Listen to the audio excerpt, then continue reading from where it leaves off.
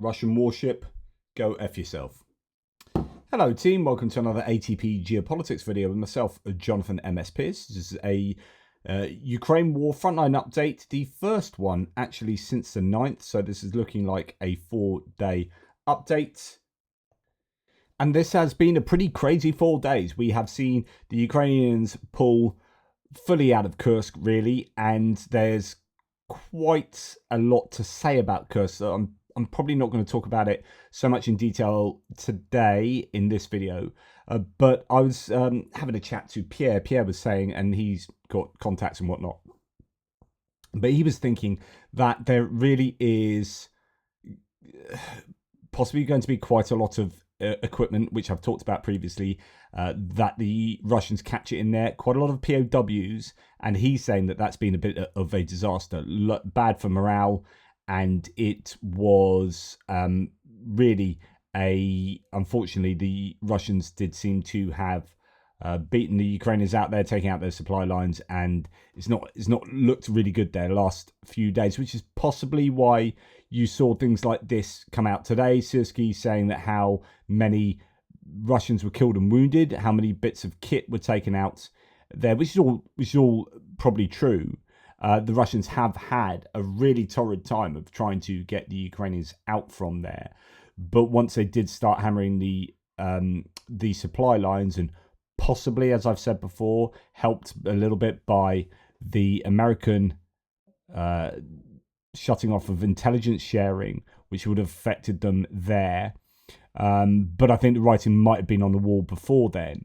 It has been a bit of a disaster. But you can see right along the front line, we have a lot of pins, first of all. So that's interesting. And I don't know why the map moves without me moving it sometimes. But anyway, a lot of pins of different colours there, indicating both sides are moving in different places. And just a lot of pins as well. There is activity taking place in a number of places on the front line. We'll go to Kursk, and you can see that Sudja has pretty much fallen. I mean, there are claims that they're still fighting over the southern and western outskirts of Sudja, but the Russians have really moved quickly here. I mean, this is an operational withdrawal. You don't take that land unless the other side is moving out of that land. You don't get maps looking like that unless there is an operational withdrawal. But operational withdrawals are really difficult things to pull off without losing all sorts of kit. I mean, you look at Kherson, and the Russians did that very, very well. They didn't lose that many people, but they did lose quite a lot of kit, but not nearly as much as people were hoping, Ukrainians were hoping, because actually it looked like the Ukrainians kind of allowed them to do so. There are different theories about that. I don't think there's an agreement or anything, but the Ukrainians had found it difficult and attritional trying to beat the Russians back the other side of the Dnipro, and they weren't ready to do a full-on, or weren't able to do a full-on kind of routing maneuver to get the Russians as they withdrew across the Dnipro. So the Russians did, I think, a really good job there, all things considered. But they still did lose a lot of equipment, the Russians. Not as much as we might have hoped, but there was a lot of equipment. There is no doubt that there will be a lot of Ukrainian equipment there that the Russians will find, and you will see pictures of it, and I'll report it. But just expect that over the next week or so. And unfortunately, POWs, people that get left behind, you're moving out, and the quicker the other side is moving in on you, the more rowdy it becomes and the more dangerous it becomes, and it's very difficult to do these things in an orderly, as slow and methodical fashion. And so I think that will be, I mean, it's a massive shame that the Ukrainians have lost Kursk at this critical time, just before the negotiations take place. And Russia are going to be super happy that they've taken this back, because this was a big bargaining chip. There's no doubt about that. The Ukrainians admitted it. Zelensky said it himself. This is a big bargaining chip. Now, they still have some small areas of it. The Ukrainians might try really hard to keep hold of that, and it'll be easier to supply that kind of area. But the Russians, it looks like, have started moving into the Sumy Oblast here, around the neck of where the sector into Russia was there. So this is a real shame for Ukraine. Just hope it won't have cost them too much in terms of personnel and material. That's the main thing. Personnel, really. Okay, moving on from there, but there's an awful lot more that could be said about Kursk, of course. No change to this area in Kharkiv, and that's frustrating for me because the Russians still have this presence south of that Russian border, and I really would like to have seen the Russians pushed back to the border because that's a bargaining chip again for them.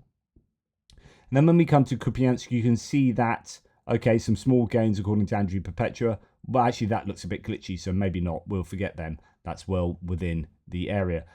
So perhaps no change then to the west of the Oskil River as it comes down here. The Ukrainians have done a good job of halting that advance, and they've been really working hard on pushing the Russians back around the Sinkivka area and south of there, around, between Kupyansk itself and Sinkivka. Now, there are some claims that the Russians have actually been pushed out of more than there. I mean, well, okay, it seems evident to me that Syriac maps here with the orange line of where the Russian defensive line is.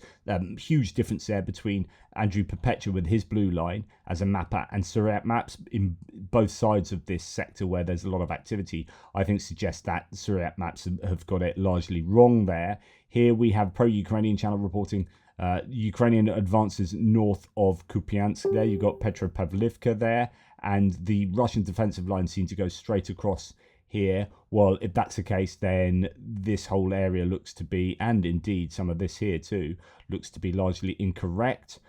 You have claims over here, more good news. Says this source, the view of fully cleared Petropavlivka and the surrounding area, advanced into Sinkivka, and driven the Russians out of Bulutska and Velika Novosilka sector. Well, that's to come later.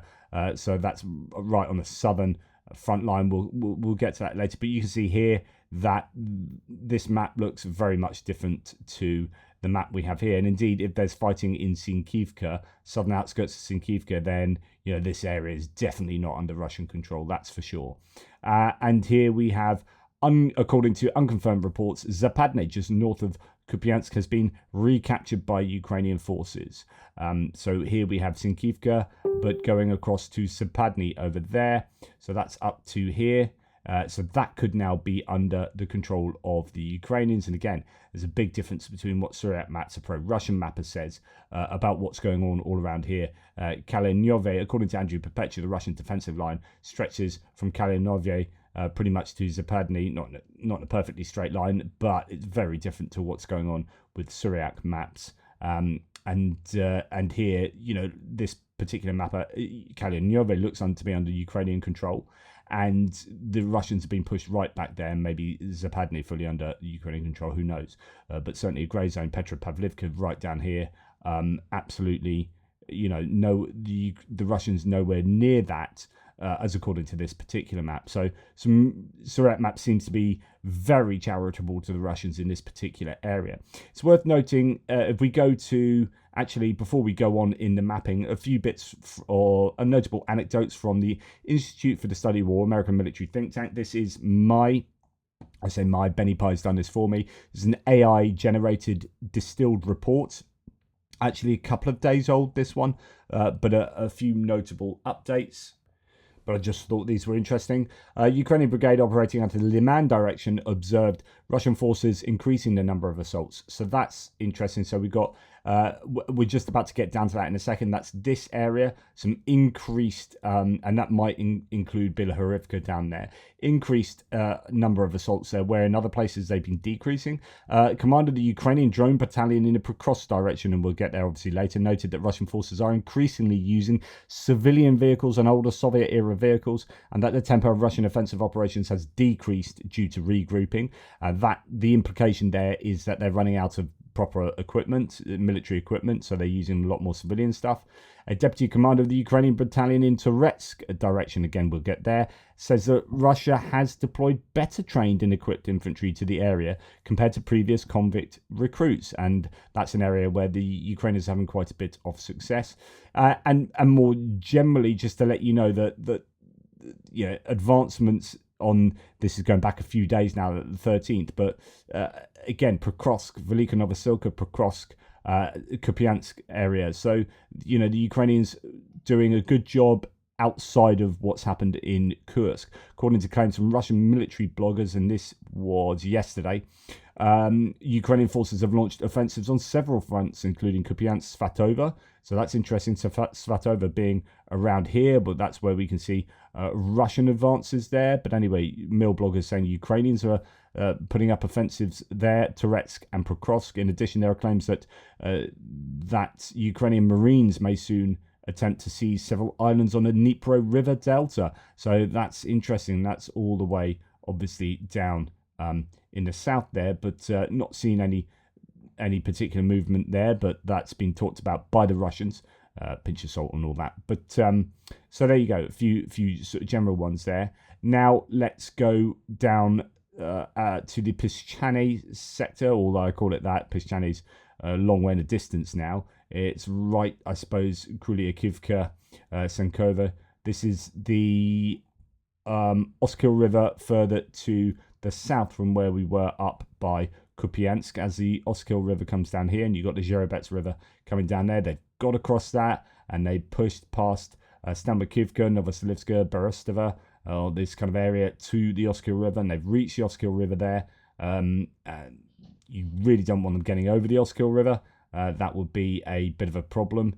But apparently the Russians making some gains there coming southwards from that sector, as according to Syriac maps. A few small gains around Ryarodka, although I'm wondering if that's actually some glitches going on. Sometimes pins just appear for no particular reason. Apologies there. But then when we come down to, and this is getting towards the Liman area, where we heard that the Russians might be stepping up a little bit around here, just a few extra fields taken northwest of Turney, and that's a shame because they've got across the Zherebets here and are moving ever westwards. I mean, it's not, I've said previously that I don't particularly find this whole area from between the Oskil and the Zherebets there particularly problematic. It gets more of a problem the further south you get. Liman, Torska, you want to keep these safe. You want Izium safe. But in terms of losing some of this ground, it's not the end of the world. There are other places that I would worry about, like Seversk, like losing Bilohorivka, I think is a big problem there. And according to Syriac maps, again, the Russians making some slow but steady advances there. Andrew Perpetua not agreeing at all. And that is, I think, a very significant difference of opinion, because that's a difference of basically Bilohorivka being lost to the Russians and not. And the Russians moving up this mountainous area here and surrounding it more problematically.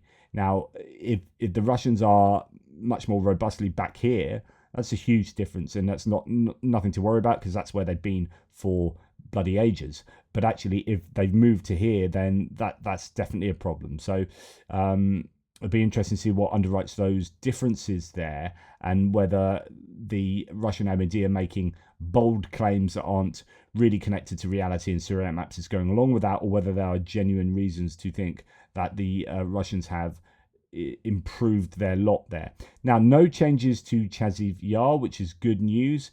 There's been a lot of stability there. In fact, the Ukrainians have pushed back in that northern area, and the Russians have had more success coming down the T0504 highway towards Topochky, but they seem to have been stopped for the time being. So that's good news. No change for 4 days there is excellent news for the Ukrainians.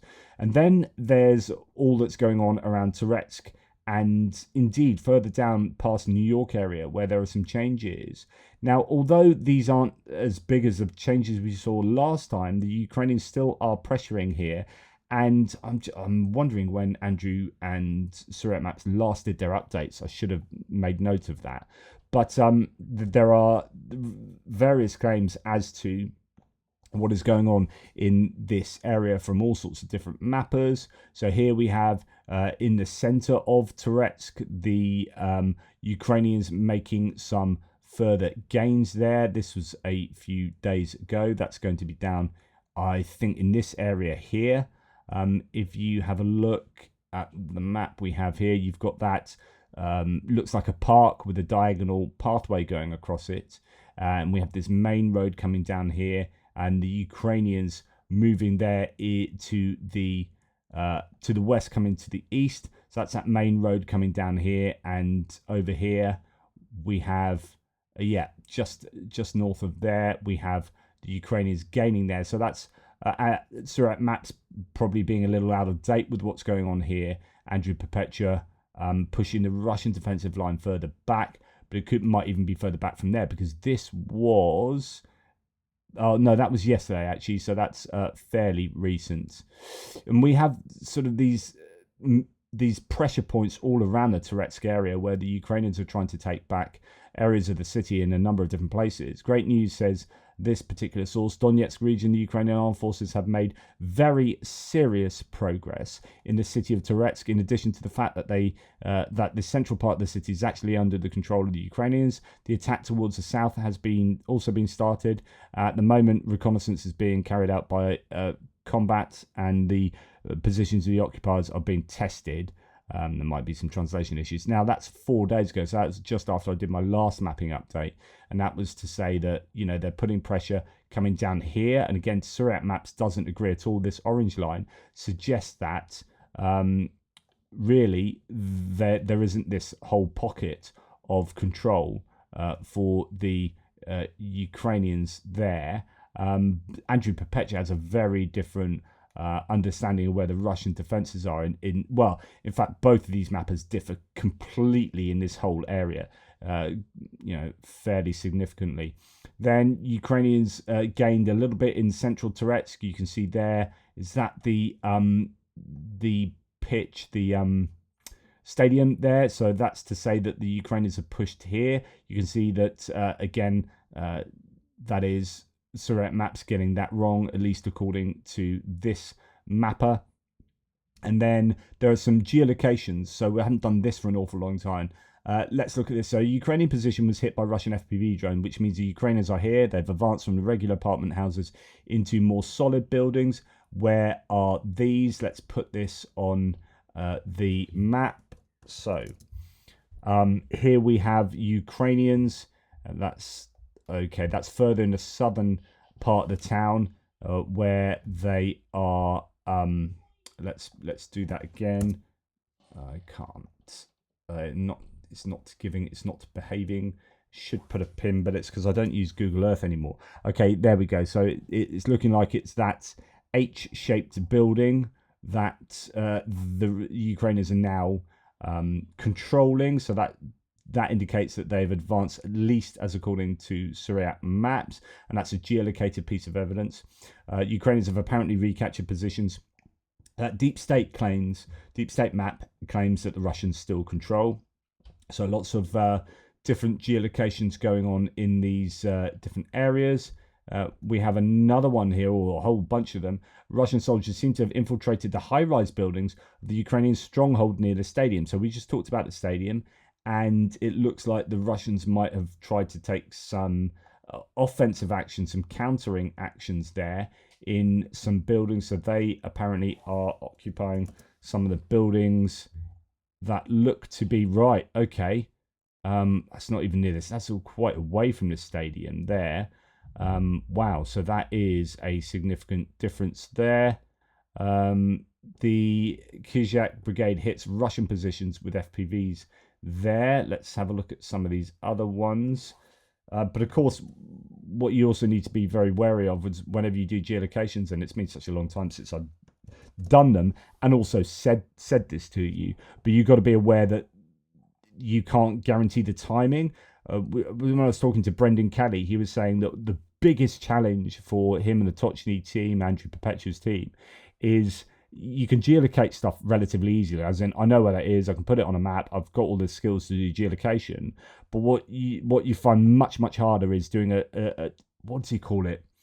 It's like a chronological location. So creating a timeline of what goes on is much more difficult. So you can say, right, okay, we've got these areas where it seems we've got some footage showing the Ukrainians are hitting Russians here, and then even back here. But actually, the part back here could have been like a week and a half ago. So it's not that this is kind of irrelevant because you can't tell, but just be warned. so on and so forth. Okay. Right, go. So that was bad news from Turetsk. So that was indicating that might be counterattacks, but again, just be warned about that, because that's getting quite far back into where the Ukrainians are supposedly now controlling. But again, timeline issues. Generally speaking, though, we can see from Andrew Perpetua that Ukrainians are pushing, quite considerably into this area. This is where the line previously was. So if you join those blue pins from there to where the blue line is now, that's the land that they have taken, as according to him and his team. And likewise up here, just some small areas in the north, really. A lot slower, considering that's 4 days. It's a lot slower, but there are these other other mappers that are suggesting that there have been there's been quite a bit of activity there. Now we come down to this New York area, to the Pantelemonivka area, where we can see here the Ukrainians have advanced on the outskirts of New York, and that's exactly where we're talking about. That's that town there. So this is exactly what Syriac maps is indicating, that the Ukrainians have pushed the Russians back. There, just a few fields and tree lines that the Russians have lost. Then when we come down to the not Turetsk, the Pokrovsk area, some gains for the Russians supposedly up here, some fields north of Baranivka, just small village there on that northern part that's very close to the T0504. Remember, they did interdict that. They had control of this, and then they'd been pushed back from there by the Ukrainians. But further to the west, we have continued success for the Ukrainians, both mappers indicating that the Russians have been pushed back around Shevchenko.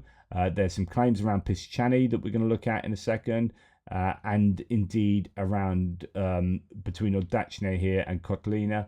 But actually, more generally, I think, in fact, let's go to those different sources now. We're going to start with, so actually, I was going to say more generally in some of the areas other than that. So AFU has improved their positions and regained control over both Lysivka and Suky Yar. This is confirmed by both sides and geolocated footage.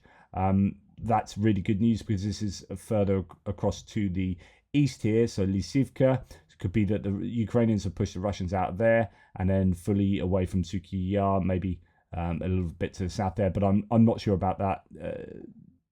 In fact, we can look at, that is, my goodness. Okay, so the mapping here from NOAA reports is considerably different, with the Russian defensive line just going through the top of that water feature. I don't know if you can see that.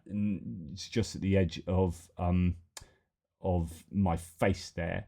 But essentially, that is here. That's that water feature. So he has the defensive line slightly further back, but only marginally so. But with the Russians fully pushed out of Lysivka, so not at all what Syriac Maps has in mind there.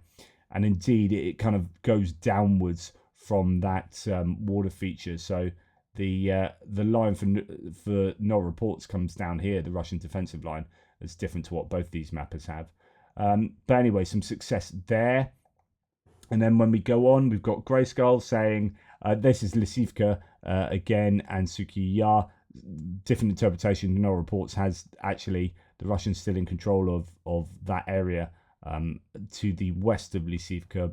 That is from today as well. So this is, but again, it's different mappers will have completely different understanding of what's going on, depending on who their sources are. And then as we come further, so that's over here, that's not even noted on the mapping at the moment. There's a lot of talk about what's going on in Shevchenko. Some saying that the Russians have been completely forced out of Shevchenko now. We'll go to Grayskull that says, and this is going back to the 9th, this is 4 days ago. You can see here the Ukrainians moving into Shevchenko, and then just after that being pushed further back, the Russians being pushed further back as the Ukrainians advance into the village. And then now this one is from today, saying Ukrainian forces have been shown to advance slightly south of Shevchenko as well. So there's a geolocation put on the map there that the Ukrainians have advanced to here.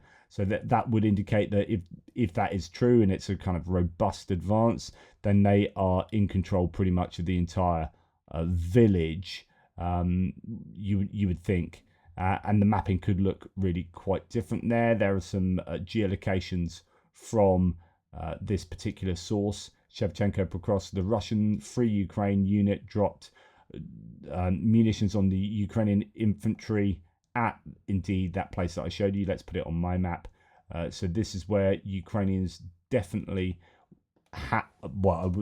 you can't say are, but were at the time of this drone dropping its munitions. So right on that the southern border of the village, real outskirts there. So really good news for the Ukrainians if that indicates that they control that area. We'll have to wait and see. And then when we go off, that's Shevchenko. And then the last source I have in this particular area is being reported in Prokros direction. Ukrainian forces managed to push the Russians out of the industrial area of Pischany village. The area has been cleared and Ukrainian troops are now consolidating their previously lost positions. This is a place that appears to be, so here it is, Pischany here. And that's what Andrew Perpetua is indicating, that most of the village is now probably grey zone. But this is one of these areas that has been, it was taken, I think, by the Ukrainians. They pushed the Russians back here like a week or two ago, and then the Russians appear to have pushed the Ukrainians back a little bit, and now the Ukrainians are in the ascendancy there, have some momentum there. And Syriac map saying that this area north of the railway line by Kotlina is no longer under Russian control. I doubt that's an attack in the last 4 days. It's probably what was the case before, and is now admitting that himself. And then when we come further down there, we can see no change to that Panivka area, or on the way down to Zaporizhia village here, where there was quite a bit of activity over the last couple of weeks. The Russians have made some gains there. That slowed down. No change around Andriivka for 4 days. And we were hearing that the Russians have really sort of run out of momentum and forces in the Kharkiv area. Had they done a good job of taking that land back? They'd successfully taken an awful lot of land back. I wouldn't say they've done a good job of that, because it cost them massively in terms of personnel and equipment. But all of this area here, they ever since the Ukrainians lost Vuhledar here, the Russians advancing on Kharkiv, and they took all of this area there. But it seems like they have culminated. And indeed, where they've been very successful over the last couple of weeks is in the Velika Novosilka area, where they've been pushing westwards and northwards through Velika Novosilka, taking all this land relatively quickly compared to other areas of the front line. But it appears that even though they've taken some more in the north, according to both mappers, a little bit there, they are being pushed back in. And this is that village that we heard mentioned earlier, Bulatska, as well as around Novosilka. And indeed, if we go back to here, we have Bulatska and the Velika Novosilka direction. That's the third image, which I presume is this one. Is that Bulatskoye? Yeah, I think that's there. So half that village now, the Russians defending half that village. So the line going through there somewhere, depending on which mapper you're going to be looking at. So that's Bulatska, and here we have Grayskull talking about Novosilka or Novoselka, depending on how it's written and which language you're talking about. Pro-Ukrainian channel reporting that the Russians have been expelled from the entirety of that village, and this is further down here. That would suggest that both mappers actually have it wrong. If Grayskull is correct, the Russians are somewhat back here, and this, you'd assume there'd be a bit of grey zone between the two forces there. So good news for the Ukrainians there as well. All things considered, it is actually more dynamic at the moment. It has been for an awful long time. Well, no, actually, it's been fairly dynamic, but just to the Russian advantage. Uh, so a lot of blue pins compared to what we've been used to seeing. The pins are about 3-to-1 ratio of red pins or purple pins to blue pins. But considering there are that many pins up here in the Kursk area, if you were to ignore Kursk and the sheer number of pins you can see up there, then actually the Ukrainians for the rest of the front line, again, is it fair to ignore Kursk? Probably not. But for the rest of the front line, there's probably a parity in terms of what Ukraine and Russia are doing. There's exchanges of territory. Now, I've not heard anything about what's going on here, but it's slightly worrying that the Ukrainians had taken some gains, made some gains around the south of Kupyansk. That appears to be being reversed at the moment by the Russians that are taking that back. And the Russians appear to be moving in to Piatikhatki, taking control of that, and all of this farmland to the east of Piatikhatki as well. So that's a slight worry for the Ukrainians. It's like whack-a-mole, isn't it? For both sides, you know, the Russians would be trying to play whack-a-mole in all these places, and the Ukrainians playing it elsewhere, and everyone's popping up here and having some success there. So it really is a mixed bag of nuts at the moment, which is probably why I've been saying I'm not sure who benefits from a ceasefire, because there's a change of momentum. There's definitely a change of momentum in Ukraine's favour. The last month has seen the Russians culminate more and more in a number of places, and the Ukrainians go on the offensive. So they are, you know, we can see the Ukrainians are definitely on the offensive in some areas, but not everywhere. And actually, Sudja, they have lost, broadly speaking. They have been kicked mainly out of Kursk.